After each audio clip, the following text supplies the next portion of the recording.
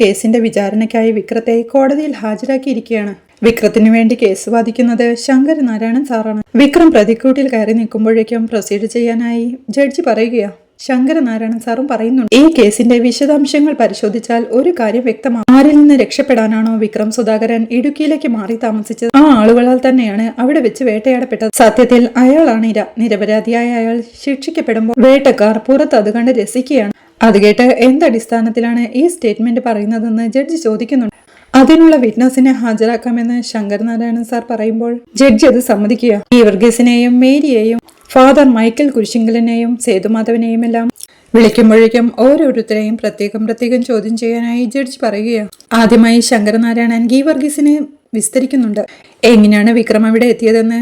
അവന് താമസ സ്ഥലം ഒരുക്കിയ ഗീവർഗീസിനോടായി ചോദിക്കെ തന്റെ സുഹൃത്തിന്റെ മകൻ പറഞ്ഞിട്ടാണെന്ന് ഗീവർഗീസ്. വിക്രത്തിന്റെ സ്വഭാവം എങ്ങനെയായിരുന്നുവെന്ന് സാർ ചോദിക്കെ നല്ല സ്വഭാവമായിരുന്നുവെന്ന് അയാളും പറയുന്നുണ്ട്. വിക്രമിന്റെ ജീവന് ആപത്തുള്ളതായി നിങ്ങൾക്ക് തോന്നിയിരുന്നുവെന്ന് സാർ ചോദിക്കെ അങ്ങനൊരു സൂചന വിക്രം തന്നിരുന്നുവെന്നും പ്രശ്നങ്ങൾ ഉണ്ടാവുന്നതിന്റെ തലേന്ന് പുലർച്ചയ്ക്ക് ആരൊക്കെയോ വീട്ടിൽ കയറി ആക്രമിക്കാൻ വന്നുവെന്നും പറഞ്ഞു. വിക്രവും ആ പെൺകൊച്ചും തന്റെ വീട്ടിലേക്ക് വന്നിരുന്നുവെന്ന് ഗീവർഗീസ് പറയെ അവരാരാണെന്ന് പറഞ്ഞിരുന്നുവെന്ന് സാർ ചോദിക്കുന്നുണ്ട്. അവളുടെ ആങ്ങളെയും മംഗളുമായിരുന്നു എന്നാണ് പറഞ്ഞതെന്ന് ഗീവർഗീസ് പറയെ നിങ്ങൾ എന്ത് ചെയ്തുവെന്ന് ശങ്കരനാരായണനും ചോദിക്കുക.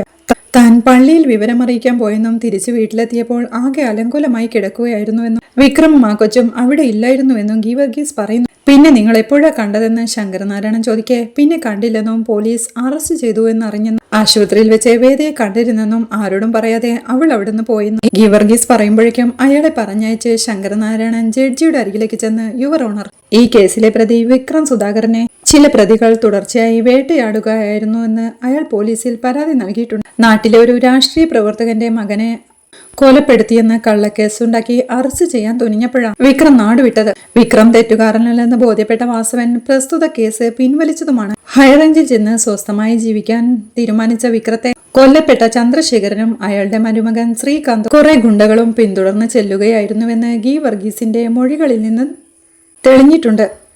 അയാളുടെ വീട്ടിൽ അഭയം പ്രാപിച്ച വിക്രത്തെയും ഭാര്യയെയും യഥാർത്ഥ പ്രതികൾ തിരഞ്ഞു ചെന്ന് ആക്രമിക്കുകയായിരുന്നു. അതിനിടയിലാണ് ചന്ദ്രശേഖരൻ കൊല്ലപ്പെട്ടത്. ഒരു സംഘട്ടനത്തിൽ സംഭവിച്ച ആ കൊലപാതകം ഇന്റൻഷനോടെയുള്ള ഒന്നാണെന്ന് പറയാനാവില്ല. അതിനാൽ പ്രതി വിക്രം സംശയത്തിന്റെ ആനുകൂല്യം അർഹിക്കുന്നുണ്ട് എന്ന് ശങ്കരനാരായണൻ പറഞ്ഞു നിർത്തെ എനി ക്രോസ് എന്ന് ദർശനോടായി ജഡ്ജി ചോദിക്കുക. തന്റെ ആർഗ്യുമെന്റ്സ് സിമ്പിൾ ആണെന്നും ഡിഫൻസിന്റെ ട്രയലിനു ശേഷം താനത് ഒന്നിച്ച് പ്രസന്റ് ചെയ്തോളാമെന്നും ദർശൻ പറയുകയാണ്. പിന്നീട് മേരിയെ സാക്ഷി വിസ്താരം ചെയ്യുകയാണ്. വേദിയെ അവസാനമായി കണ്ടത് എന്നാണെന്ന് ചോദിക്കേ ആ കുട്ടിയെയും വിക്രത്തെയും ചിലർ ആക്രമിച്ചെന്നും അവിടെ വെച്ച് ആ കൊച്ചി ബോധം കെട്ട് വീണെന്നും ആശുപത്രിയിൽ കൊണ്ടുവന്നപ്പോഴാണ് വിക്രത്തിന്റെ ഒരു കൂട്ടുകാരൻ വിളിച്ചു പറഞ്ഞതെന്നും അങ്ങനെയാണ് അവരെത്തിയതെന്നും മേരി പറയുന്നുണ്ട്. വിക്രത്തെ പോലീസ് അറസ്റ്റ് ചെയ്തു എന്ന് കേട്ടപ്പോൾ മുതലേ കരച്ചിലോട് കരച്ചിലായിരുന്നുവെന്നും എന്ന് മേരി പറയേ വിക്രത്തെ ആക്രമിച്ചത് ആരാണെന്ന് സൂചനയുണ്ടോന്ന് ശങ്കരനാരായണൻ ചോദിക്കുന്നുണ്ട്. അവൾക്ക് പേടിയായിരുന്നുവെന്നും ആരൊക്കെയോ എപ്പോഴും കൊല്ലാൻ വരുന്നു എന്ന് പറഞ്ഞ് എപ്പോഴും കരച്ചിലായിരുന്നുവെന്നും ഒരു ദിവസം ആരോടും പറയാതെ ആശുപത്രിയിൽ നിന്ന് പോവുകയും ചെയ്തുവെന്ന് മേരി പറയുന്നു.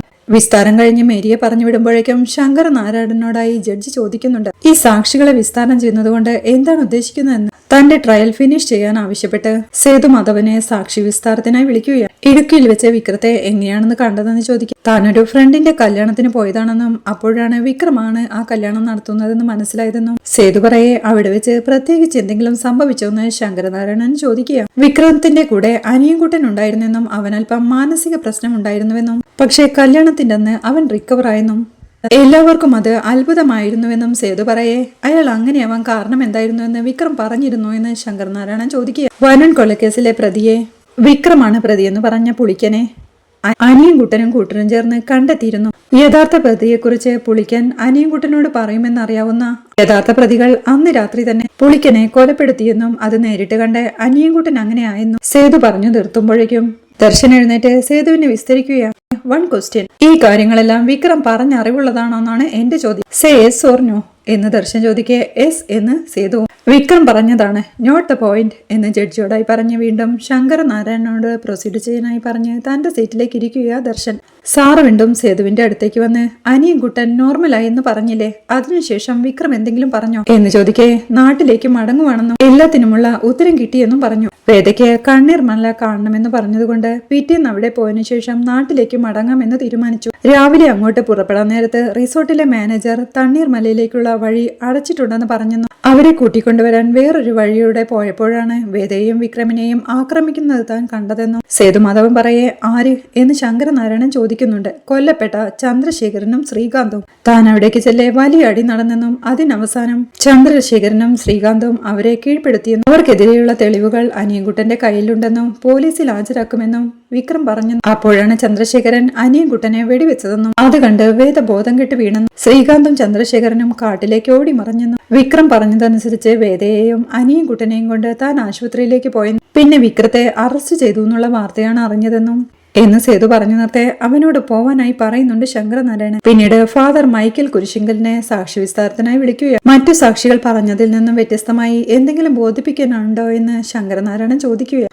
ഉണ്ടെന്നും സാധാരണ പുരോഹിതൻ വെളിപ്പെടുത്താത്ത ഒന്നാണ് കുംഭസാര രഹസ്യമെന്നും വിക്രമിന്റെ കേസിൽ തനിക്കതിന് ദൈവത്തിന്റെ അനുവാദമുണ്ടെന്നും പറഞ്ഞ് വിക്രം തന്നോട് പറഞ്ഞ ആ കുംഭസാര രഹസ്യം അച്ഛൻ അവിടെ തുറന്നു പറയുന്നുണ്ട്. വേട്ടയാടാൻ വരുന്നവരുടെ പേര് ചന്ദ്രശേഖരൻ എന്നും ശ്രീകാന്ത് എന്നാണെന്നും വേദയുടെ ജീവനെ കുറിച്ച് ഓർത്തായിരുന്നു അവന് പേടിയെന്നും അവളായിരുന്നു അവരുടെ ലക്ഷ്യമെന്നും ഫാദർ പറയെ ശരിയെന്ന് പറഞ്ഞ് ശങ്കരനാരായണൻ വിസ്താരം മതിയാക്കുന്നുണ്ട്. പിന്നീട് അദ്ദേഹം ജഡ്ജിയോടായി യുവർ ഓണർ, നാളുകളായി വേദയ്ക്ക് അവകാശപ്പെട്ട കമ്പനികൾ നടത്തിക്കൊണ്ടുപോകുന്നത് ശ്രീകാന്തും അതിനയാളെ സഹായിക്കുന്നത് ചന്ദ്രശേഖരനുമാണ്. വേദയുടെ വിവാഹം കഴിയുകയും അതിലൊരു കുഞ്ഞ് ജനിക്കുകയും ചെയ്യുന്നതോടെ എല്ലാം കൈവിട്ടു പോകുമെന്നുള്ള ശ്രീകാന്തിന്റെ ഭയമാണ് അവർക്കെതിരെയുള്ള ശത്രുതയായി കലാശിച്ചത്. വിക്രം ഉള്ളിടത്തോളം കാലം വേദയൊന്നും ചെയ്യാനാവില്ലെന്ന ബോധ്യമുള്ള അവർ ആദ്യം വിക്രത്തെയാണ് പ്ലോട്ട് ചെയ്തത്. പല രീതിയിലും കൊടുക്കാൻ നോക്കിയെങ്കിലും കഴിഞ്ഞില്ല. അവസാനമാണ് ഇലക്ഷൻ കാലത്ത് വരുണിന്റെ കൊലപാതക കുറ്റം വിക്രമിന്റെ തലയിൽ കെട്ടിവെച്ചത്. അതറിയാവുന്ന പുളിക്കൻ സത്യം പറയുമെന്ന തോന്നലിൽ പ്രതികൾ ആദ്യം പുളിക്കനെ കൊന്നു. പിന്നെ അതിന് സാക്ഷിയായ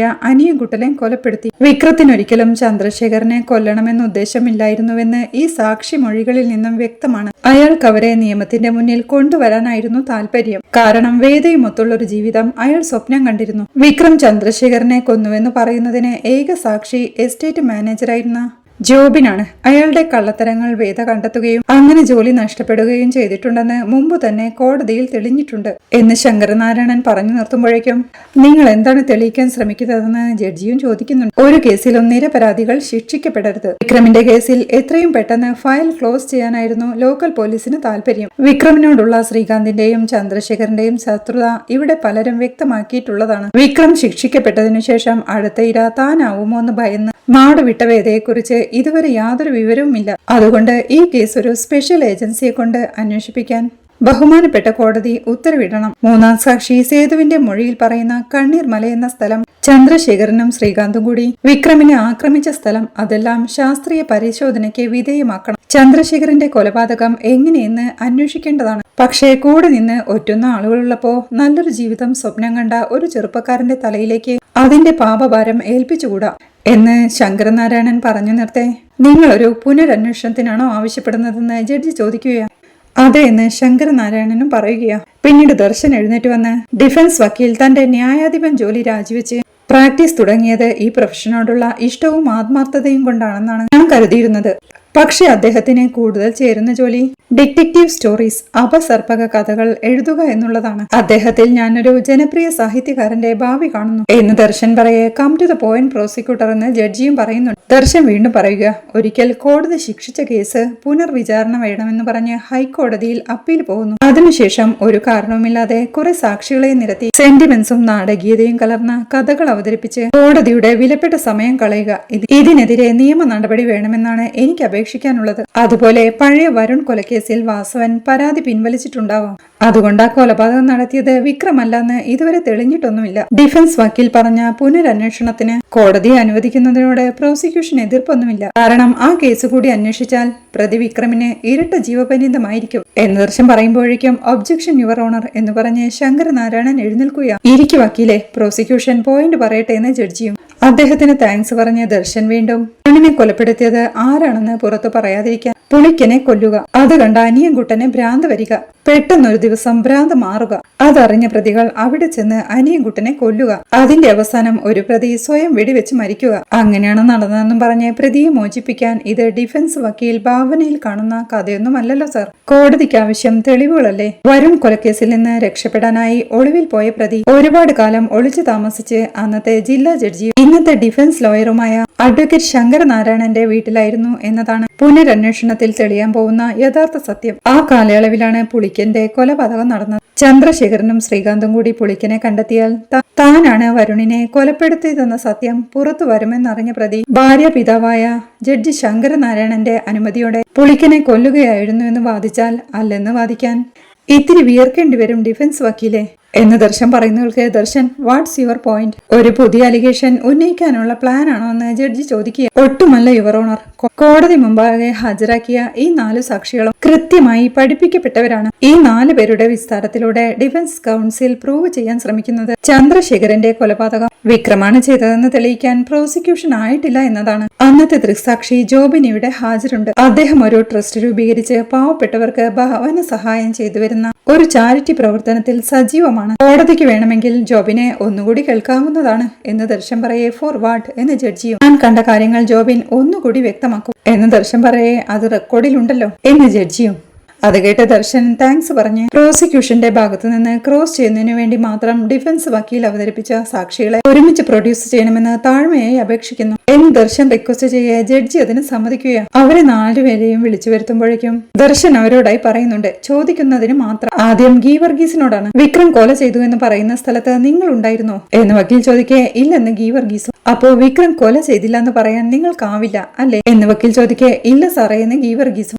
പിന്നീട് അച്ഛനെ വിസ്തരിക്കാൻ ഒരുങ്ങി അച്ഛന്റെ കുമ്പസാര കഥയെല്ലാം കൊള്ളാം, ഒരു രസമുണ്ട്. പക്ഷെ ഇതേ ചോദ്യത്തിന് അച്ഛന്റെയും ഉത്തരം ഇല്ലെന്ന് തന്നെയല്ലേ എന്ന് വക്കീൽ ചോദിക്കേ അതെ, ആ സമയത്ത് ഞാൻ പള്ളിയിലായിരുന്നുവെന്ന് അച്ഛനും പറയുകയാണ്. പിന്നീട് മേരിയോടും ആ ചോദ്യം ചോദിക്കേ ഞാനും കണ്ടില്ലെന്ന് മേരിയും പറയുകയാണ്. ഇതെല്ലാം ഡിഫൻസ് കൗൺസിലിന്റെ ഭാവന വ്യവഹാരമായിരുന്നുവെന്ന് ദർശൻ പറയുകയാണ്. പിന്നീട് സേതുവിനെ വിളിച്ച് സേതു മാത്രമാണ് വിക്രമിനെയും വേദയെയും ചന്ദ്രശേഖരനും ശ്രീകാന്തും ആക്രമിക്കുന്നത് കണ്ടത്. ഇവിടെ വെച്ചൊരു സംഘടനം ഉണ്ടാവുകയും സേതുവും വിക്രവും കൂടി ശ്രീകാന്തിനെയും ചന്ദ്രശേഖരനെയും കീഴ്പ്പെടുത്തുകയും ചെയ്തുവല്ലേ.